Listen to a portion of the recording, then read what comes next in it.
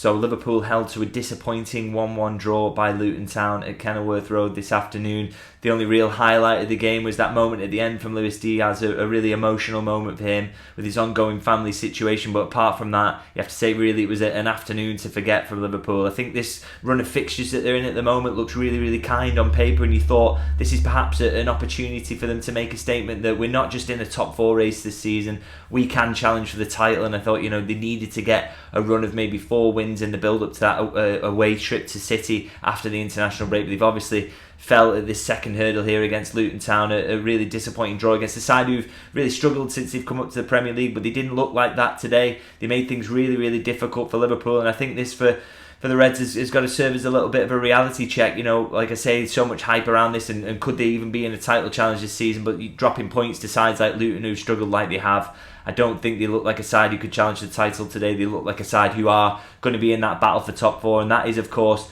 the main aim this season is getting back in the Champions League. But that looks to be where Liverpool are at the moment. Maybe things will change going forward, but yeah, a reality check today and a really disappointing afternoon. Now I'm going to go through the performances from today's game as usual, and I'll start with the goalkeeper. As ever, please do let me know what you thought on the performances as well, and if you disagree with my takes on how everyone played, but you can give me a shout in the comments and let me know your thoughts on that. But like I say, I'll start with the goalkeeper, Alisson. Really a quiet afternoon for him. I think Luton end the game with 5 shots on target, but they're hardly peppering the goal by any means. Some of those shots really weak or from distance that don't really trouble the goalkeeper at all. And then obviously the goal, I think not really one you can place any blame at the goalkeeper. It's a ball to the back post and he's scrambling across, but Luton have really the chance has been made further up the pitch, and it's basically a tap in and not one where if the goalkeeper pulls off a save from that, it would have been incredible, but not one where you expect him to save it. So Alisson, really a sort of decent performance from him, and his handling was good under the aerial ball, and some of his decision making in terms of coming out to punch it as well. So I thought a decent game from Alisson, but not one really where you got to see a lot of his qualities, because as I say, Luton didn't really have a lot of the ball or a lot of shots. So a quiet afternoon for Alisson, apart from picking the ball out of his net for that opening goal. Now moving into the defence, Trent AlexanderArnold at right back. I did see on social media just in the immediate aftermath of the game one person maybe criticising Trent for his performance, but I actually thought he was Liverpool's most creative player on the day. I thought he looked so threatening from that position where he steps into midfield. He looked playing the ball from deep. He ends the game with 6 key passes, which is quite easily the leader in the Liverpool side for setting up shots, and I think that says about how influential he was in this game. Some of his moments in defending, I thought, there were the odd moments questionable where the Luton player seems to get past him down the right side, but that's going to happen to any fullback, and I don't think it was a poor defensive performance from him by any means. I just think sometimes you've just got to force the winger down the line, and I think he did a pretty good job of that. Another statistic I've got written down here as well is that he completed 11 out of 16 long balls that he played during the match, and I think again that shows you that he was the one who was taking the ball in deep positions and really trying to stretch that Luton defence and move them from side to side, and I thought he was largely successful in that. So not a poor performance at all, and there were some from Liverpool who I will get onto, but I think Trent AlexanderArnold can come away from this game with his head held high, because I don't think he played poorly at all. I thought a decent creative performance. He was just let down by some of the finishing at times. Now alongside him in the defence, Ibrahima Konate next. I thought in the first half he got dragged into the battle a little bit too much. I thought he let the game be played on Luton's terms, and he's constantly got a striker backing into him, but he's giving away silly fouls and things like that. But I thought second half he sort of put that behind him. I thought a decent performance all in all. 5 aerial challenges won, which is a decent tally, and shows you how Luton were approaching the game, and I thought he largely dealt with that well. Again, the goal scored from a counter-attack, and I don't think it's a moment that you can place any blame at Konate's feet for that one. It's just one of those moments where the Liverpool are disorganised following an attack at the other end, and Luton break on them, but it's not one where you place blame at Konate for that one. Next to him in defence, Virgil van Dijk, the captain, thought another good performance from him. 5 clearances, 6 aerials won, which was the leading for Liverpool, and I thought he generally stood up well to what Luton were offering, which was a lot of long balls and trying to be physical.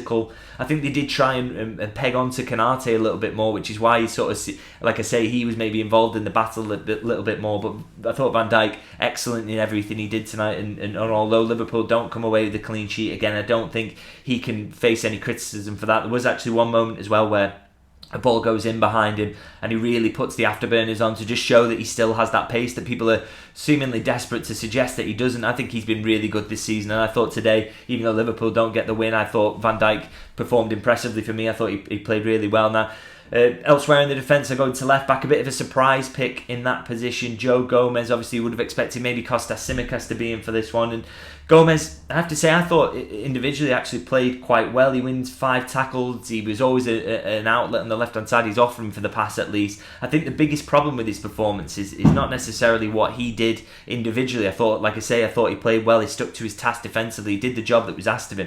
I think his biggest problem was that he doesn't have a left foot. You know, I think Liverpool, they're constantly in that game. We're trying to, or the aim is always obviously to stretch Luton, but I thought they had such little threat on the outside that Luton, it was so easy for them to sort of compress the pitch in the middle and make it difficult for Liverpool to play through as well, because they knew that no one was going to go around the outside of them. That's not Joe Gomez's fault. That was a selection from the manager you could possibly criticise.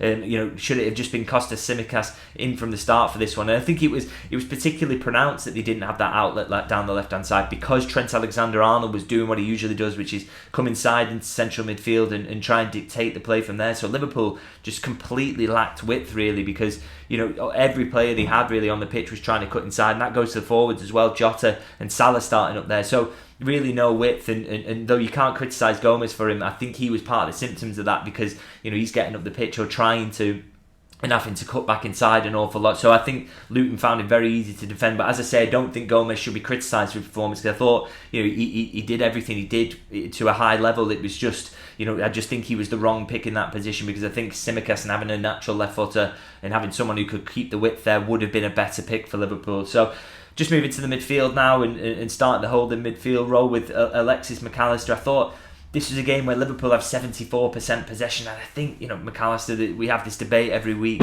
about what you want from Liverpool in the holding midfield role and whether he's suited or not. And I thought, in a game where Liverpool had so much of the ball, I would have maybe wanted a little bit more from McAllister.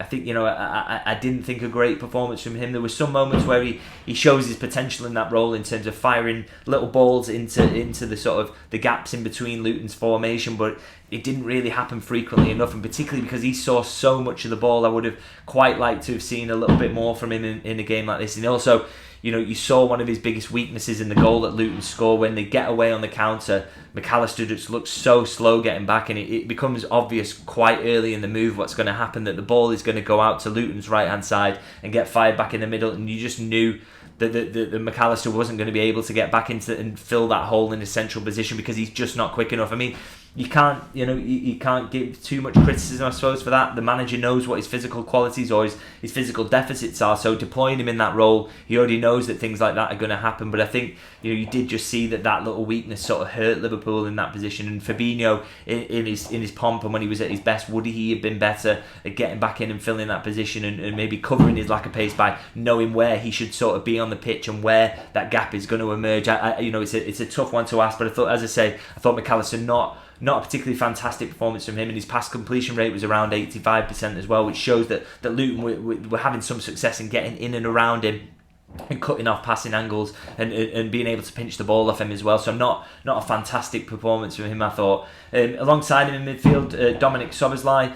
For me, Szoboszlai been an absolute revelation since he joined Liverpool over the summer, but I think this has got to be his worst game for the club so far. I thought it was shown really in the numbers. I think they tell the story here. He managed to end the game with just one key pass, where he's usually so involved in the creative side of things. You've got to give credit to Luton on that. They closed the spaces where Szoboszlai likes to operate, and they made it really, really difficult for him to influence the game. But the player himself, you would have liked him to show a little bit more. He's usually around 4 key passes a game when he's playing really well for Liverpool. And as I say, he just ended with the one today, which shows you how much his threat was nullified. He was also dispossessed 3 times, which I think shows again that was the most of any player in the Liverpool team, and again shows that he was a little bit loose in his play today, and I didn't think did particularly well. So hopefully just a little blip for him, because as I say, he's been absolutely fantastic since he's come into the club. But I thought, not his best game at all. Alongside him, though, a player who I did think played well was Ryan Gravenberch. I thought, he was trying things. He was making passes that others weren't. He was, the little passes to sort of unsettle Luton. I thought he looked really creative with his driving forward, which we know he's really good at. And he actually ends the game with 91.4% pass completion, which, given the fact he was actually trying things and actually looked like Liverpool's best creator in midfield, particularly in the first half, I think shows you that I felt he had a really good game. And Curtis Jones has got a job on his hands, really, hasn't he, getting that midfield position back, because I think Gravenberch has been really, really good since he came in, and today, even though it's a disappointing result, I thought he sort of kept that form up, and he's done really, really well since he's come in. I'll move into the forward line now. Mohamed Salah, a rare off night for him, really.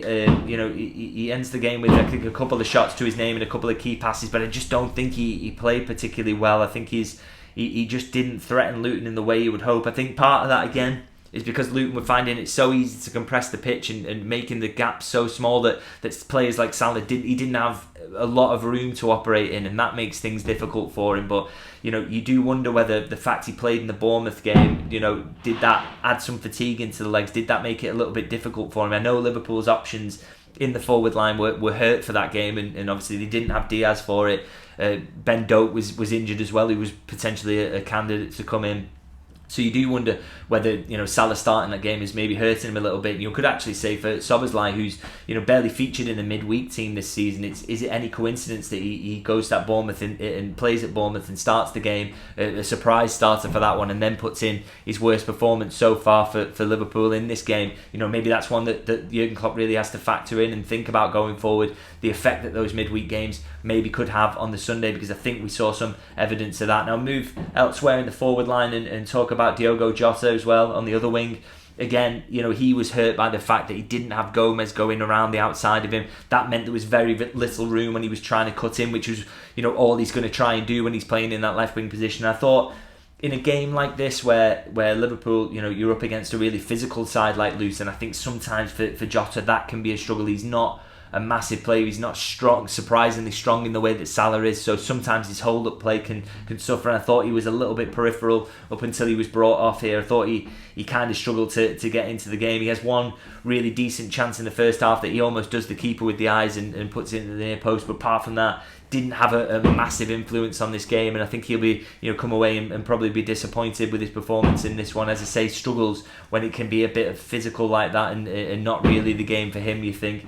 And the final starting forward today, I'll talk about now, is Darwin Nunez. I thought, wow, for me, a really, really disappointing performance, and more so for one reason, actually. I think you may have noticed in the build-up to this game, and I wrote one myself, so there was, there's quite a few of them knocking about, but a lot of pieces talking about Darwin Nunez and the development he's been on recently, and the fact that he's finally starting to show that he's maybe delivering on his potential for Liverpool after what's been a bit of a difficult start. But I thought today he put in, he reverted really to the worst version of himself at the worst possible time. As I said, he had so much praise in the build-up, but I thought a game to completely forget for him today. Really, really poor. He ends the game with 9 shots, which shows he was showing some threat, and he does, he always gets shots away. We know that about him, but he only ends up with 3 of those going on target, and obviously no goals. And the no goals thing for me is the standout stat there, because he had opportunities where he really should have put them in the back of the net.